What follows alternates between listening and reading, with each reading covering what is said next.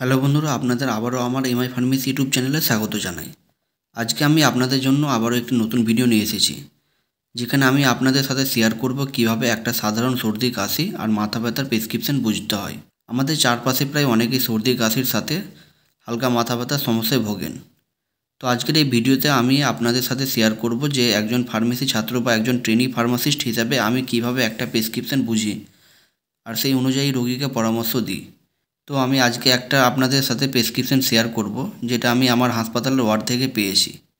আমরা এই প্রেসক্রিপশন ধরে ওষুধের নাম, পরিমাণ আর ব্যবহার বুঝব। আশা করি এই ভিডিওটি আপনাদের জন্য উপকারী হবে। ভিডিওটি পুরো দেখবেন, আর আপনার যদি কোনো প্রশ্ন থাকে তবে অবশ্যই কমেন্ট বক্সে জানান। তো চলুন বেশি কথা না বলে ভিডিওটি শুরু করি। একটা প্রেসক্রিপশনকে সমাধান করার আগে আপনাদের সবার আগে খেয়াল করতে হবে পেশেন্টের তথ্য ঠিকমতো দেওয়া আছে কিনা। যেমন পেশেন্টের নাম, বয়স, জেন্ডার, পেশেন্টের রেজিস্ট্রেশন নাম্বার, পেশেন্টের অ্যাড্রেস এবং পেশেন্টটি যে ডেটে দেখিয়েছেন সে ডেটটি। তো আপনারা দেখতে পাচ্ছেন এই প্রেসক্রিপশনের মধ্যে সবটা দেওয়া আছে। এরপর আপনাদের দেখতে হবে ডাক্তারের নাম, ডাক্তারের কোয়ালিফিকেশন এবং ডাক্তারের সিগনেচার। এটা হাসপাতালের প্রেসক্রিপশন, তাই ডাক্তারের নাম এবং কোয়ালিফিকেশন দেওয়া নেই। এখানে দেখুন ডাক্তারের সিগনেচার দেওয়া আছে। আপনারা যখন কারো প্রেসক্রিপশন সমাধান করবেন তখন এই তথ্যগুলি অবশ্যই খেয়াল রাখবেন। প্রথমে দেখুন এখানে C/O লেখা আছে। এর পুরো কথা হচ্ছে কমপ্লেনিং অফ, যার অর্থ হচ্ছে অভিযোগ। অর্থাৎ রুগীর যা যা সমস্যা হয়, যেগুলি রুগী ডাক্তারকে বলে থাকেন, সেই সমস্যাগুলি এখানে লেখা হয়। এখানে দেখুন রুগীর প্রথমে যে সমস্যা হচ্ছে সর্দি কাশি, এবং দ্বিতীয় সমস্যা বলেছে রানি নোজ, মানে সর্দি কাশির সাথে নাক দিয়ে ফোঁটা ফোঁটা বা পাতলা জলের মতো আসলে সেটাকে রানি নোজ বলে। এবং 3 নম্বর সমস্যাটি হচ্ছে বডি একে, মানে শরীরে ব্যথা, সেটা হচ্ছে 2 থেকে 3 দিন ধরে। তো এই সমস্যার জন্য ডাক্তার এখানে ওষুধগুলি প্রেসক্রাইব করেছেন বা খাওয়ার পরামর্শ দিয়েছেন। তো চলুন এই ওষুধগুলি একটা একটা করে আলোচনা করব, কোন ওষুধটি কী জন্য দিয়েছে। তো এখানে দেখুন প্রথমে যে ওষুধটির কথা বলেছে তার নাম হচ্ছে PCM 650। PCM মানে হচ্ছে প্যারাসিটামল, আর 650 মানে হচ্ছে 650 মিলিগ্রাম, অর্থাৎ প্যারাসিটামল 650 মিলিগ্রাম। এখানে খাবার নিয়ম বলেছে TDS, অর্থাৎ 3 টাইম ইন এ ডে, মানে দিনে 3 বার, সকাল, দুপুর এবং রাত্রে, কন্টিনিউ 5 দিন। প্যারাসিটামল সাধারণত খাওয়ার পর খেতে হয়। এটি বাজারে পাইরিজাসিক 650 মিলিগ্রাম নামে পাওয়া যায়, যেটি ইস্ট ইন্ডিয়া কোম্পানি, ক্যালপল 650 নামে পাওয়া যায়, যেটি GSK কোম্পানির। এছাড়াও P650 নামেও পাওয়া যায়, বা আরও অন্যান্য নামেও পাওয়া যায়। এই ওষুধটি মেন যেটা কাজ করে অ্যানালজেসিক এবং অ্যান্টিপাইরেটিক। অ্যানালজেসিক মানে হচ্ছে ব্যথা কমানো, এবং অ্যান্টিপাইরেটিক মানে হচ্ছে শরীরে যে তাপ বা জ্বর হয় সেটাকে কমায়। পাইরেটিক কথাটির মানে হচ্ছে জ্বর বা তাপ, আর অ্যান্টি মানে হচ্ছে তার বিরুদ্ধে। অর্থাৎ এই প্যারাসিটামল ওষুধটি জ্বর বা শরীরে যে ব্যথা আছে সেটাকে কমাবে। এরপরে যে ওষুধটি দিয়েছেন তার নাম হচ্ছে FM40, অর্থাৎ ফ্যামোটাডিন 40 mg। এটি বাজারে ফ্যামোসিড 40, যেটি সান ফার্মা কোম্পানির, ফ্যামটেক 40, যেটি অ্যাবট কোম্পানির, টপসিড 40, যেটি টোরেন্ট ফার্মাসিউটিক্যাল কোম্পানির পাওয়া যায়। খাবার নিয়ম বলেছে OD/AC করে কন্টিনিউ 5 দিন।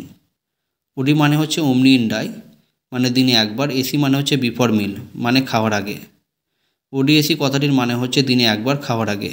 এটি গ্যাসের ওষুধ, আর যে কোনো অ্যান্টিবায়োটিক বা ওষুধ দিলে গ্যাসের ওষুধ দেওয়া হয়। এরপরে ওষুধটির নাম হচ্ছে অ্যামক্সিসিলিন 500। এটি বিভিন্ন ব্র্যান্ড নামে বাজারে পাওয়া যায়, যেমন ওয়াইমক্স 500, যেটি ফাইজার কোম্পানির, মক্স 500, যেটি সান ফার্মা কোম্পানির, নোভামক্স 500, যেটি সিপলা কোম্পানির। খাবার নিয়ম বলেছে BD করে কন্টিনিউ 5 দিন। PD মানে হচ্ছে বিসিন ডাই, অর্থাৎ দিনে 2 বার। এটি অ্যান্টিবায়োটিক ক্যাপসুল। এখানে দেখুন CAP লিখেছে। এই CAP মানে হচ্ছে ক্যাপসুল। এই ওষুধটি ব্যাকটেরিয়া সংক্রমণের চিকিৎসায় ব্যবহার করা হয়। এই ওষুধটির কিছু সাইড এফেক্ট আছে, যেমন বমি, ডায়রিয়া, ক্লান্তি বা পেটে ব্যথা হতে পারে। এরপরে ওষুধটির নাম হচ্ছে গ্রিলিনটাস। এটি একটি সিরাপ। এখানে দেখুন SYP লেখা আছে, এর মানে হচ্ছে সিরাপ। এখানে খাবার নিয়ম লেখা আছে 7.5 ml করে BD মানে হচ্ছে দিনে 2 বার। এই সিরাপটি ফ্র্যাঙ্কো ইন্ডিয়ান ফার্মাসিউটিক্যাল কোম্পানির। এই সিরাপটির মধ্যে যে মেন কম্পোজিশন থাকে সেটি হলো ডেক্সট্রোমেথাপ্রেন হাইড্রোব্রোমাইড 5 mg পার 5 ml। অর্থাৎ এই সিরাপটি যে ঢাকনা থাকে সেই ঢাকনার 5 ml যদি খান তবে আপনি 5 ml এই কম্পোজিশন খাবেন। এবং এর সাথে থাকে ক্লোরোফেনিরামিন মেল্ড, এটি 2.5 mg থাকে পার 5 ml ড্রাগে। এরপর গুয়াইফেনিসিন থাকে 50 mg পার 5 ml। এরপর থাকে অ্যামোনিয়াম ক্লোরাইড 60 mg পার 5 ml। আমি যে কম্পোজিশন বললাম দেখুন এখানে সিরাপের মধ্যে সব লেখা আছে। এটি কাশির সাথে যদি বুকে কফ জমে থাকে এবং অ্যান্টি অ্যালার্জি হিসাবে কাজ করে। এই ওষুধটিও খেলে কিছু সাইড এফেক্ট দেখা দিতে পারে, যেমন বমি বমি ভাব বা বমি বা ঘুম ঘুম ভাব হতে পারে। এর পরের ওষুধটির নাম হচ্ছে সেগোসেট এম। এটি খাবার নিয়ম বলেছে ODHS করে কন্টিনিউ 5 দিন।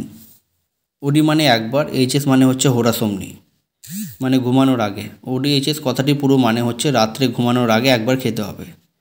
এই ওষুধটির মধ্যে যে মেন কম্পোজিশন থাকে তা হলো লিভোসেট্রিজিন 5 মিলিগ্রাম এবং তার সাথে থাকে মন্টুলোকাস্ট 10 মিলিগ্রাম। এই দুটি কম্পোজিশন থাকে এরকম। অন্য ব্র্যান্ড নেম হলো মন্টেক এলসি যেটি সান ফার্মা কোম্পানির, মন্টিয়ার এলসি যেটি সিপলা কোম্পানির, অডিমন্ট এলসি যেটি জাইডাস ক্যাডিলা কোম্পানির, লেভাটা এম যেটি অ্যালেম্বিক কোম্পানির, মন্টিম্যাক এল যেটি ম্যাকলয়েডস কোম্পানির। এটি অ্যালার্জি কন্ডিশনে হলে দেওয়া হয় বা রানি নোজ মানে নাক দিয়ে পানির মতো সর্দি হলে দেওয়া হয়। এই ওষুধটির কিছু কমন সাইড ইফেক্ট হলো বমি, ডায়রিয়া, অ্যাবডোমিনাল পেন মানে পেটে ব্যথা, স্লিপিনেস মানে ঘুম ঘুম ভাব ইত্যাদি। এই সমস্ত ওষুধগুলি যেগুলি দেখলাম শরীরে ব্যথার পাশাপাশি সর্দি কাশি ছিল তার জন্য দেওয়া হয়েছিল। এই ভিডিওটি আপনাদের শিক্ষার উদ্দেশ্যে বানানো, যাতে করে যারা ডি ফার্মেসি করার পর ট্রেনিংয়ে কী শেখানো হয় এবং প্রেসক্রিপশন কীভাবে সমাধান করা হয় সেই সব নিয়ে তৈরি। কখনোই নিজে থেকে ওষুধ খাবেন না বা ওষুধ খাওয়ার আগে ডাক্তারের পরামর্শ নেবেন না। ধন্যবাদ ভিডিওটি পুরো দেখার জন্য। আপনি যদি আমার চ্যানেলে প্রথমবার হয়ে থাকেন তবে অবশ্যই চ্যানেলটা সাবস্ক্রাইব করবেন এবং ভিডিওটি ভালো লাগলে লাইক করবেন। ধন্যবাদ।